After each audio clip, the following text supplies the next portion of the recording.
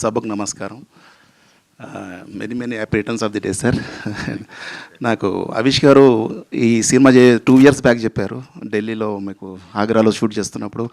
Sir next cinema మీది ఏంటంటే త్రినాథరావు గారితో చేయబోతున్నానని చెప్పేసి అప్పుడు చెప్పారు. ఇది గుడ్ సబ్జెక్ట్, నాకు బాగా నచ్చింది ఆ సబ్జెక్ట్, నేను చేయబోతున్నానని చెప్పారు. అండ్ మన తెలుగు సినిమా చేసుకున్న అదృష్టం ఏంటంటే ద గాడ్ గిఫ్ట్.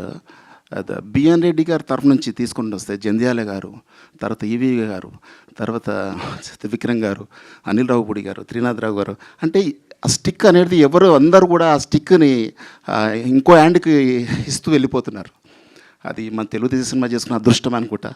అండ్ ఈ సినిమాలో full entertainment, hilarious comedy, each and every second ఎక్కడ అవకాశం దొరికితే అక్కడ కామెడీకి ఆయన తావిచ్చారు. నన్ను ఈ క్యారెక్టర్ ఇచ్చి నన్ను సెలెక్ట్ చేసినందుకు very very thank you sir.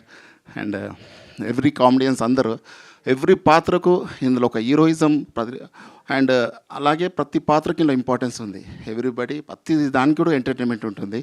మీరు ఈ రోజుల్లో ఒక ప్రేక్షకుల్లో మార్పు వచ్చిందండి. రీసెంట్లీ మనం కోర్ట్ మూవీ చూసిన తర్వాత మనకి ఏమర్థమవుతుందంటే ప్రేక్షకులు మేము బాగుంటే చూస్తాం, ఎంటర్టైన్మెంట్, కంటెంట్, ఎవ్రీథింగ్ ఎలా ఉన్నా పర్లేదు, మేము సినిమాను ఆదరిస్తాం అనే ఒక ట్రెండింగ్ ఇప్పుడు వచ్చింది.